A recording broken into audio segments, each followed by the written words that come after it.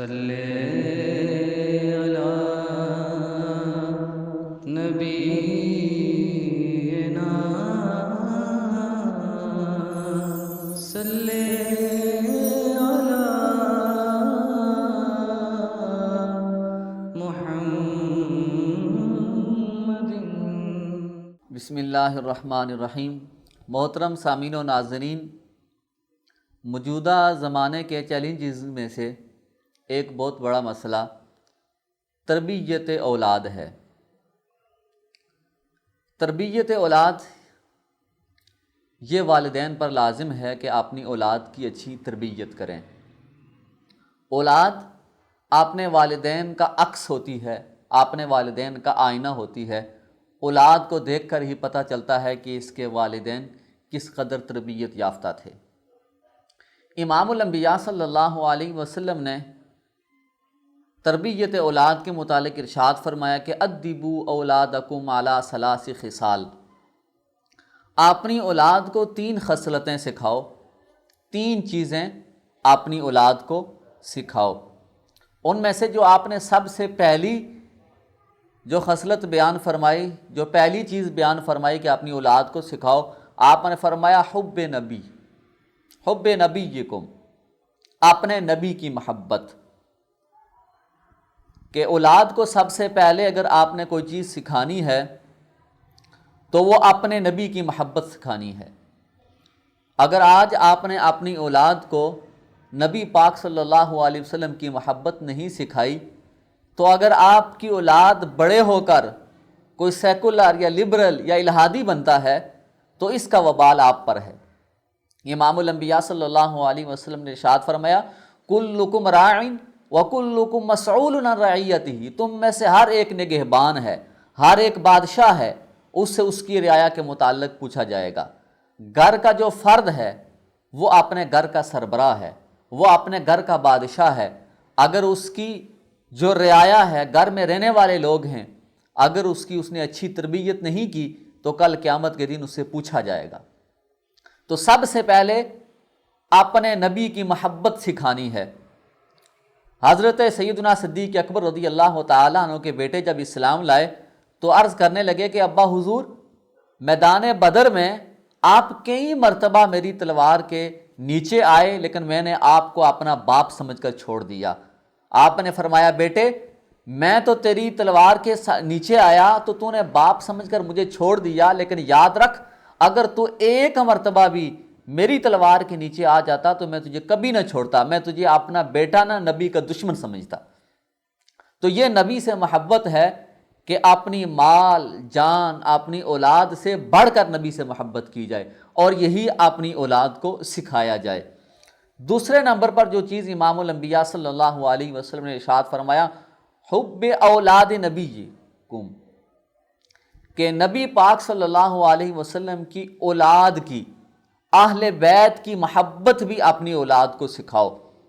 قرآن کریم کے اندر واضح ارشاد ہے، اللہ تبارک و تعالی نے فرمایا قُلْ لَا أَسْأَلُكُمْ عَلَيْهِ أَجْرًا إِلَّا الْمَوَدَّةَ فِي الْقُرْبَى، اے محبوب فرما دیجئے کہ میں تم سے اس پر کوئی اجرت طلب نہیں کرتا، کوئی اجر نہیں تم سے مانگتا، یعنی دین کی جو میں نے تمہیں تبلیغ کی اس تبلیغ پر میں تم سے کوئی اجرت طلب نہیں کرتا، الا المودۃ فی القربى، مگر اپنے قرابت داروں کی محبت چاہتا ہوں۔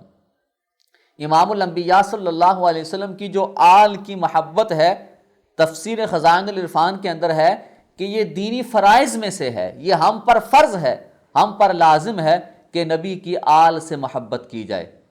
نبی کی آل کی مثال جو ہے وہ سفینہ نوح کی طرح ہے، حضرت نوح علیہ السلام کی کشتی کی طرح ہے کہ جو اس پر سوار ہو گیا وہ نجات پا گیا، اور جو اس سے پیچھے رہ گیا ہلاکا، وہ شخص ہلاک ہو گیا۔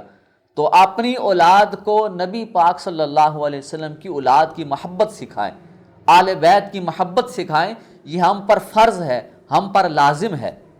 تیسرے نمبر پر جو چیز امام الانبیاء صلی اللہ علیہ وسلم نے ارشاد فرمایا وقراءۃ القرآن، اور قرآن کریم کی قرات، قرآن کی تلاوت بھی اپنی اولاد کو سکھاؤ۔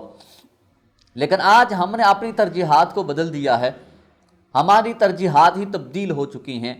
لارڈ میکالے کا جو رائج نصاب ہے جسے اسکولی تعلیم کہا جاتا ہے، ہر میں سے ہر شخص یہ چاہتا ہے میرا بچہ ڈاکٹر بن جائے، انجینئر بن جائے، وکیل بن جائے، ہم سب کی یہ خواہش ہے، لیکن ہم نے رسول اللہ صلی اللہ علیہ وسلم کے لائے ہوئے دین کو پیچھے چھوڑ دیا ہے۔ ہمیں اگر اپنی ترجیحات کو اگر ہم بدلیں گے نہیں تو ہم اس دنیا میں بھی کامیاب نہیں ہو سکتے، اور آخرت میں بھی ہماری کامیابی مشکل ہے۔ اپنی ترجیحات کو بدلیں۔ اگر آپ کا ایک بیٹا، آپ نے کہا کہ ڈاکٹر بن جائے، آپ ڈاکٹریٹ کی تعلیم تو اسے دے رہے ہیں، انجینئر تو آپ اس کو بنا رہے ہیں، لیکن ساتھ دین کی تعلیم اسے ضرور دیں۔ یہ نہ ہو کہ جب آپ کا کل انتقال ہو تو آپ کے غسل کے لیے عیدی سینٹر اور چھپا سے رابطہ کیا جائے، کہ آپ کی اولاد سے اگر پوچھا جائے کہ آپ نے باپ کو خود ہی غسل دو، اور وہ کہیں کہ ہمیں تو ہمارے والدین نے یہ سکھایا ہی نہیں ہے، ہمیں تو کہا تم ڈاکٹر بن جاؤ، تم انجینئر بن جاؤ، تم وکیل بن جاؤ۔ اگر ہم نے اپنی اولاد کو آج یہ دین کی تعلیم نہ دی، کیا کوئی انجینئر حافظ نہیں ہو سکتا؟ اگر کوئی شخص انجینئر ہے تو وہ قرآن بھی حفظ کرے، اگر کوئی ڈاکٹر ہے تو وہ بھی قرآن حفظ کرے، قرآن کی قرات کرے، قرآن کی تعلیم کو اپنائے۔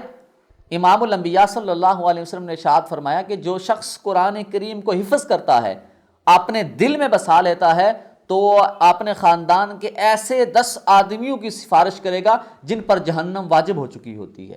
اس قدر قرآن کی تعلیم کے فوائد ہیں۔ حضرت ابو امامہ رضی اللہ تعالیٰ عنہ فرماتے ہیں کہ امام الانبیاء صلی اللہ علیہ وسلم نے ارشاد فرمایا کہ قرآن کریم کی کثرت سے تلاوت کیا کرو۔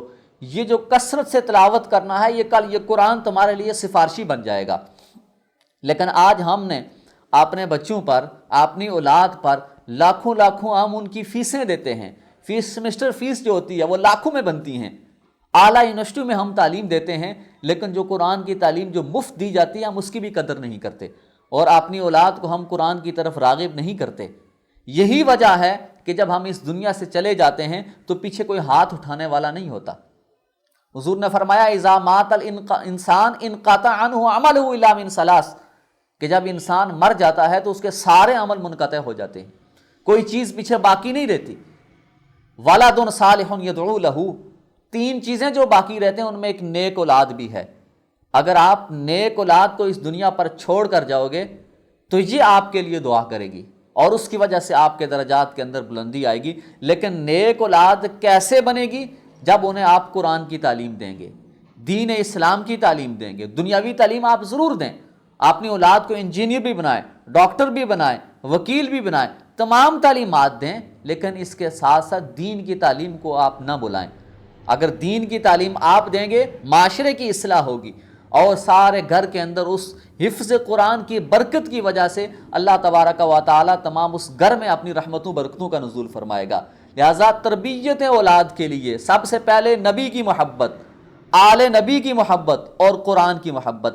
جب آپ 3 چیزیں اپنی اولاد کو سکھائیں گے تو یہ دنیا بھی آپ کی بہتر ہوگی، اور یہی اولاد کل قیامت کے دن آپ کے لیے بخشش کا ذریعہ بنے گی۔ اللہ تعالیٰ سے دعا ہے کہ اللہ تبارک و تعالیٰ ہمیں تعلیمات اسلامیہ پر عمل کر کے اپنی زندگیاں بسر کرنے کی توفیق رفیق عطا فرمائے۔ صلی علی نبینا صلی